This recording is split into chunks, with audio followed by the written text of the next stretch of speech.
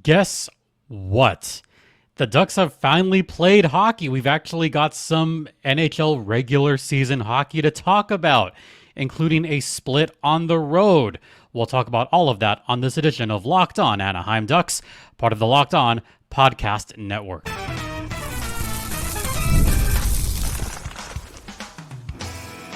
You're Locked On Ducks, your daily podcast on the Anaheim Ducks, part of the Locked On Podcast Network, your team every day. Oh yeah. Got some actual hockey to talk about. I've been waiting for so long to say this, but welcome to Locked On Anaheim Ducks as we actually talk about hockey. This episode is brought to you by FanDuel.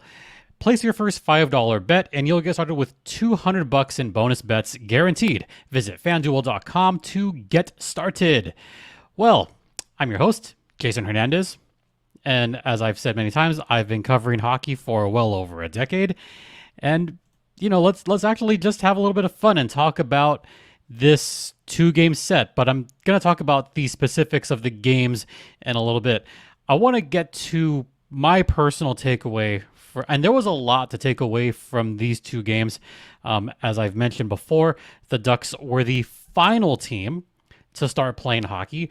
All 31 other teams had already played at least one NHL game before the Ducks started. They were the 32nd team to start playing. Yippee. But I'm going to talk about Troy Terry and Trevor Zegras. And this might be a little bit self-serving because I did predict both Terry and Z to be the 2 top scorers for the Ducks this season. I had Terry leading the team in points. I had Z second. So far, those 2 are doing as advertised. And I'm going to talk about Troy Terry first, mainly because I did pick him to lead the team in points, but also because the goal that he had, that was a snipe shot. This is something that we need to see from Troy Terry a little bit more often. And I've referenced Troy Terry being a little bit pass first, a little bit pass happy back in 2020 during season 2 of this podcast. I would often say, okay, Troy Terry has the shot, take the shot. Or even season 3. Okay, he's beginning to kind of get it, but still take the shot. He was starting to get it. Then he became an all-star. Then he was leading the team in points. Then starting to put the goals in the back of the net. Yeah, it took a while, but Troy Terry was finally getting there. Do I consider him a late bloomer? Yeah, a little bit. 5th round draft pick out of Denver. Yes, a little bit of a late bloomer, but now we are beginning to see the kind of player that he can be. We're starting to see a little bit more aggressiveness, a little bit better on the blue line, and something that was missing from his game when he first started compared to now. Troy Terry has gotten much better defensively in general for the Anaheim Ducks, and also the puck awareness and the puck IQ have already been good as it is, but it is going to another level. This is the kind of veteran leadership that you need from this Ducks team. Am I still on that Troy Terry should be the captain boat? Yes, maybe not right now, but in the near future, when Radko Gudas retires, I would love to think that Troy Terry would be the obvious choice for the next captain, but we still have at least a couple of years before that occurs. Maybe. Then I got to talk about Trevor Zegras. Trevor Zegras has led the team in goals and points before. We know he's capable of this. Now, the goal that he got wasn't exactly wrister or a snapshot. Nope, it was just an empty net goal from about 150 feet away. But the way that he kind of responded after that goal, and this is kind of like a big takeaway from mine, is the attitude of Trevor Zegras is a little bit more welcoming. I mean, I don't think humble is the right word to use here, but I could tell that he was genuinely excited. Even though it was an empty net goal, he was off the schneid early. Need I remind you that Trevor Zegras took a long time to get his first goal last season. In fact, it took him about, if I remember correctly, it took him about a dozen games before he got his first goal last season. Part of that because he was so flippin' injured all the freaking time. And I get that. But for him to get it in game 1 and just put it right down the middle, bang, he's already excited, and I'm here for it. I'm super here for it. So far, the scoring is kind of spread around. No one has more than 1 point. The goals so far this season are Lundestrom, Terry, and Zegras. That's it so far. 3 goals in 2 games. But going back to Trevor Zegras, right now, I'm noticing that he's getting some solid shifts. He's getting some pretty solid time on ice so far this season. Good. Good. That's what they need from him. Troy Terry. So far, Troy Terry is second on the team in shots with 5 shots. Shot attempts maybe a little bit more, but Troy Terry is already getting a little bit more aggressive. Again, hallelujah. That's what we need. That's what we need from this caliber of player. Yes, you also have weapons like Frank Vetrano. You still have Cutter Gauthier on your team. You have a slew of other guys that can do the job when needed. But so far, the fact that it's kind of spread out, that's fine. Even Cam Fowler's got a point so far this season. Brett Leeson has looked pretty good. But this is not about the third line or fourth line. This is about Z and Terry. They're both top 6 players. They should be on the top 6 all the time, and they should both be probably on the same power play unit.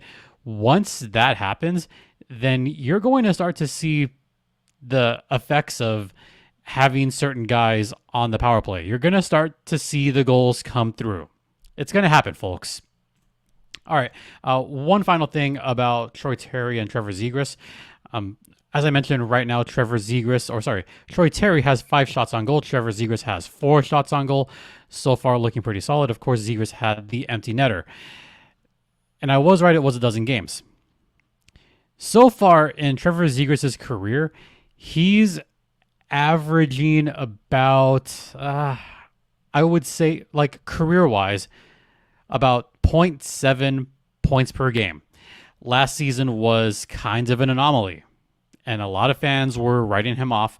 A lot of other teams saying, okay, we could trade Zegras for this. No, it is not the time to trade Trevor Zegras. In fact, it is super the time to get behind him more than ever. And I think it's prudent and important for the fans to know that I think Trevor Zegras is going to be around for the long haul. The Ducks are making strides, are making improvements. And I've said this several times before, just in general.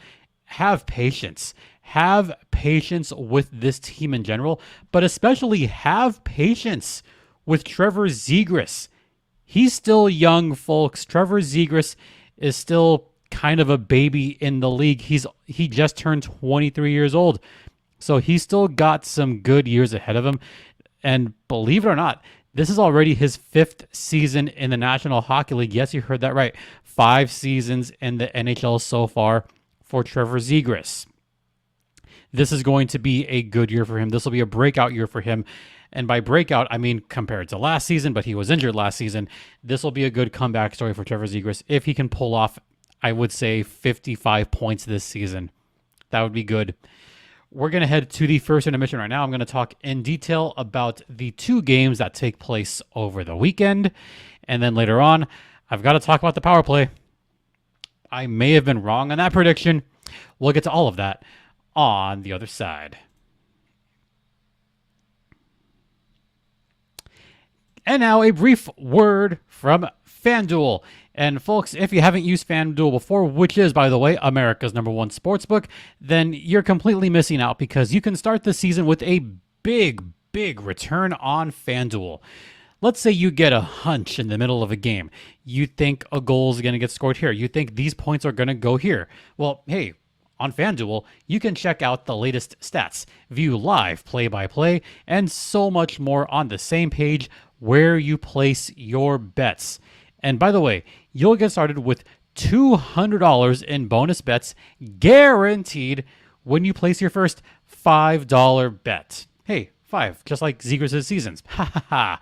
Please visit FanDuel.com right now. FanDuel is the official sports betting partner of the Locked On Podcast Network. And please, folks, please gamble responsibly.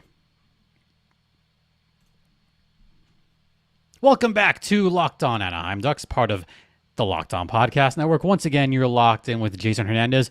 Let's talk about the games that took place. Season opener for the Ducks, anyway, was at SAP Center in San Jose. Yeah, San Jose. It was a good time for the Ducks. They got a big win.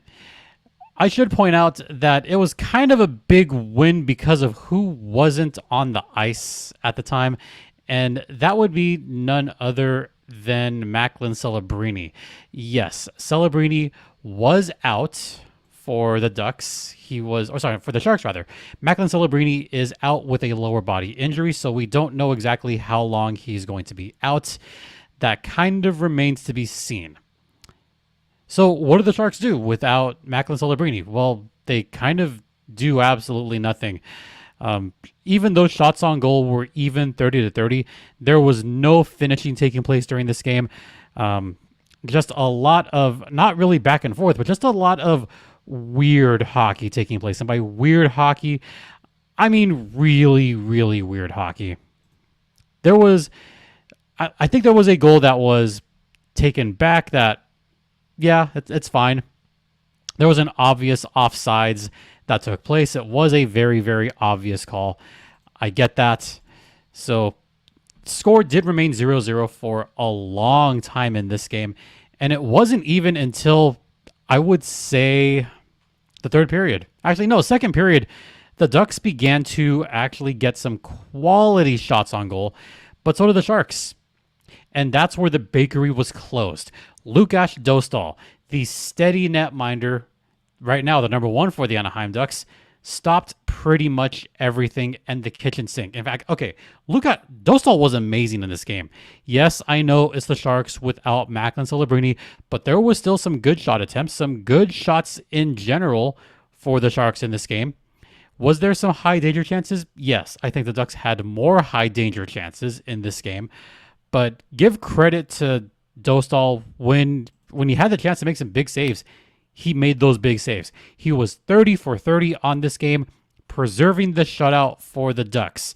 As far as the game itself, it was that fourth line that finally broke through in the third period. This was a beautiful goal, folks.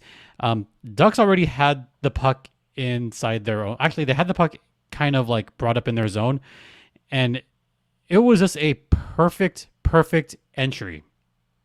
And that's something I want to talk about a little bit. Just if I'm gonna break it down, I gotta talk about one aspect of the game as far as just the first two games in general that have been improvements for the Anaheim Ducks, and that is zone entry. I have been a little bit critical of the Ducks in the past in that they were having trouble getting the puck even into the neutral zone, or they were trying to make these long passes that sometimes wound up being an icing call against the Ducks. You remember those days back 2 years ago when they would just do the good old dump and chase. Gee, thanks for that, Coach Dallas Eakins. Sorry, former Coach Dallas Eakins. Thanks for that. So a lot of dump and chase didn't work. It never worked for the Ducks. Dump and chase, glad that's gone.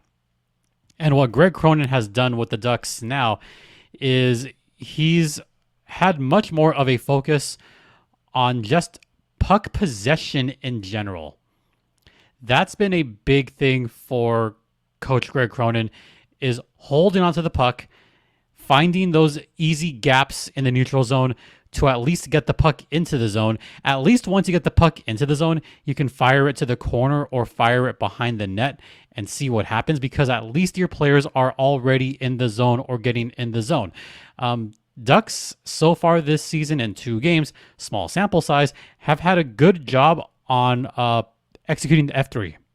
So that's been a big improvement for the Ducks as well. That goal, by the way, so it was brought up by, I think it was Brett Leeson that brought it up, did a cross-ice pass to Isaac Lundestrom, but it was kind of deflected like slightly by Brock McGinn. It did touch McGinn's stick. It did very slightly change direction, not a whole lot, but it changed the direction just enough for Brett Leeson to kind of be like, hey, look at that. And Isaac Lundestrom to look down and stick like, oh, that's right on the perfect spot. And Lundestrom nailed it. He absolutely nailed it. That made it 1-0 Ducks. And then the empty netter that I talked about from Trevor Zegras, that was just a thing of beauty. Vitek Vanacek did stop all but one shot, But that goal, excuse me, I'm going to leave that in. The goal itself was a thing of beauty. Z from about that far, and Cam Fowler actually kind of corralled the puck from behind their own net. Dostal did not get a touch on it, but it was Cam Fowler that got enough of a touch on it to just kind of fling it to Zegras, and he flung that puck, I still say 150 feet to the opposing goal, and it went right through the pipes. So final score, 2-0. Ducks were 0 for 5 in the power play. Sharks were 0 for 3, so hey, at least the Ducks did not allow a power play goal on that game. The following day, the back end of a back-to-back, they played Vegas. It didn't go well. In fact, it went poorly. Vegas did get off to a solid start. They got off in the first period. Brett Howden scored his second of the season. And then we got to the Ducks goal. Troy Terry. Ooh, boy. That was slick. So this was on a 5-on-5 where Vegas just turned the puck over on their own blue line. And that was a bad turnover too. This was off of a pass, or a supposed pass, from Barbashev. And I think Barbashev may have tried to get that over to Shea Theodore, in fact. And Shea Theodore was kind of in a weird spot on the ice because Theodore was coming up into the zone. But Barbashev kind of made a behind pass because Shea Theodore was not in the zone. He was coming into the zone, but Shea kind of took his time a little bit, kind of dilly-dallied. And what happens? Troy Terry steals the puck, and that's where Theodore got beat. He got absolutely torched by Troy Terry on the foot race. And Troy Vetchkin, just perfect little snapshot, tied the game at 1. And it was tied all through the second period. Then we go to the third period. Tomas Hertl scored the power play goal, the lone power play goal for the Vegas Golden Knights. And then Pavel Dorofeev scored the third for Vegas, making the final score 3-1. And by the way, James Reimer did get the start in this game because, again, a back end of a back-to-back. Dostal wasn't going to play both games. And that's kind of why they got Reimer, just to kind of help Dostal out just a little bit. But nonetheless, the loss itself wasn't a terrible loss. The Ducks didn't get just blown out by Vegas. They did stick to the game for a little bit. Yes, they got outshot, but they didn't get outshot like 41-18. That would have been common 2 years ago. This season, shots on goal were 32-23. Power plays 1 for 4 for Vegas, 0 for 1 for the Anaheim Ducks. So far that means the Ducks are 0-6 on the power play. Should we be concerned? I'll give you my answer after the second intermission. Stay locked in, folks. And now a brief word from Hims. And guys, sometimes you need a little boost in the bedroom, right? Well, it's time you stop worrying about your performance and get Hims, so you can feel confident knowing you can get, wherever you need, whenever you're in the mood. And Hims is changing men's healthcare by providing you with access to affordable sexual health treatments from the comfort of your couch, your chair. And Hims provides access to a range of doctor-trusted ED treatments like chewable hard mints and other generics to help you out.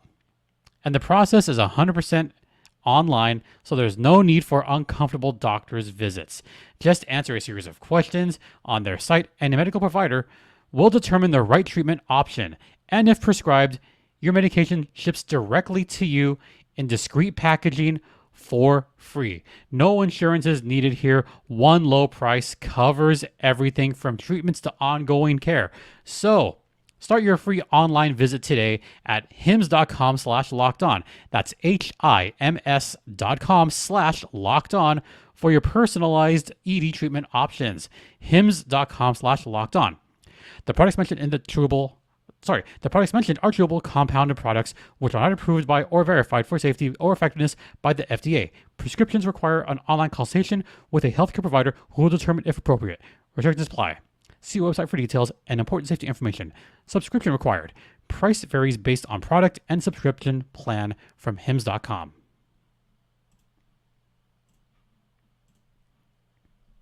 Welcome back to Locked On Anaheim Ducks, part of the Locked On Podcast Network. Once again, you are locked in with Jason Hernandez, and we're going to finish and wrap up talking about the power play, or the lack of a power play. So far this season, the Ducks are 0 for 6 on the power play. Am I a little concerned? I think I was concerned after the first game because there were definitely some opportunities where the Ducks just could not put the puck behind the net. One particular case that I could think of off the top of my head was on, I think, a power play in the first or second period. It might have been the first because it was pretty early in the game. But Cutter Gauthier had a relatively wide open net. Yes, there was kind of a loose puck, and it happened to fall right in the lap of Cutter Gauthier, and he just fanned on it. Nerves? I don't know about that. I don't know. But it's definitely a rookie mistake. That's what I'm going to attribute it to. It's a rookie mistake. It's only his second NHL game ever. Those growing pains are going to happen again. Have patience. And have patience with this power play too, because at least they're getting shots on net. That's something that we didn't see before, especially 3 years ago, especially 2 years ago, even last season, where the Ducks would just dilly-dally around the net. They would pass the puck, back and forth around the horn. It would go this way, go around the horn, go the other way, then back is making a horseshoe. And that's not doing anything, because that means the puck is pretty clearly constantly along the boards. That is not how you run a power play. The difference this season, at least the Ducks are getting shots on net. At least they are making better passes. They're making smarter decisions. Yes, there was a couple of cross ice passes there, which was fine. And that led to quality shots. That's also fine. It's just not working yet. And the reason it's not working is maybe a little bit of puck luck. Again, Gauthier had the puck right there and just couldn't put it in. Not the only one, but there were definitely some moments where the Ducks had an open net and just fanned on the shot. So they are a little bit unlucky so far. That's where I'm going with the power play not working yet. So far in this young NHL season, there have been quite a few teams that have already scored on their power plays. The Ducks so far are 0 for 6. I'm really not worried at all. Not one bit. Because there are several other teams that have also not scored on the power play. Well, what do you mean? Well, I'll tell you. Right now, the Ducks are one of several teams. I'm actually going to try to count this out. 1, 2, 3, 4. Actually, that's it. Only 4. So, 4 teams so far have not scored a power play goal. The Buffalo Sabres, Toronto Maple Leafs, Carolina Hurricanes, and the Anaheim Ducks. Now, granted, the Hurricanes and the Ducks, they've only played 1 and 2 games combined.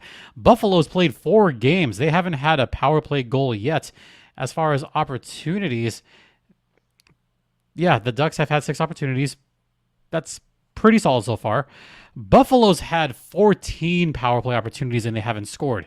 So if you think that's bad, it could be worse. It could be way worse. And again, the Ducks have only played 2 games.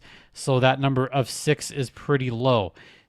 There's not many teams that have fewer power play chances than the Anaheim Ducks. And so far, that is the Columbus Blue Jackets, Edmonton Oilers, San Jose Sharks, and the Carolina Hurricanes. Vegas, on the other hand, they live on the power play. They do. They get a lot of power play opportunities. Their power play percentage so far is a whopping 30.8%. That is top 10 in the league easily. They're good. They're good on the power play. The Ducks, I'm going to say it again, are learning. They're kind of learning on the fly, mainly because there was one player that was out for both games. I hadn't mentioned this yet, and I actually was going to mention it here. The one player that is missing from the Ducks so far is Jackson Lacombe. What's going on there? Well, I'll tell you, Jackson Lacombe has been out for the last 2 games because of an illness. He did practice with the team right before the trip up to San Jose. He was a late scratch. He was on the roster before the game. And then all of a sudden he got some kind of illness. So he was out for Saturday's game, and he was out for Sunday's game as well. Why am I bringing up Jackson Lacombe? I'm bringing him up because he would normally be on one of those power play units. And when I noticed when Lacombe was out on the ice during power plays, it was a lot more effective. They were getting better shots in close. They were scoring goals. So Jackson Lacombe being out for a couple of games, it does kind of mess with their power play a little bit. So that's why I'm just not worried at all. They're going to gel together again, all new guys on a new team. So I'm just going to say this one more time. Have patience, folks. Have lots of patience. That's going to wrap it up for this podcast. Once again, thank you all for your continued support. Don't forget, this podcast is free and available across all platforms, including Stitcher, Spotify, Apple Podcasts, Google Podcasts, ad-free on Amazon. We are also on YouTube, so hit that subscribe button right down there. You could follow me on Twitter X at StimpyJD. The show's Twitter X is at LO_Ducks. You could email me your questions at lockedonanaheimducks@gmail.com. And once again, thank you all for your continued support. It is so greatly appreciated. For Locked On Anaheim Ducks, I'm Jason Hernandez saying have a great rest of the day, night. Please remember to be safe out there. Please be kind to one another, and the Ducks fly together.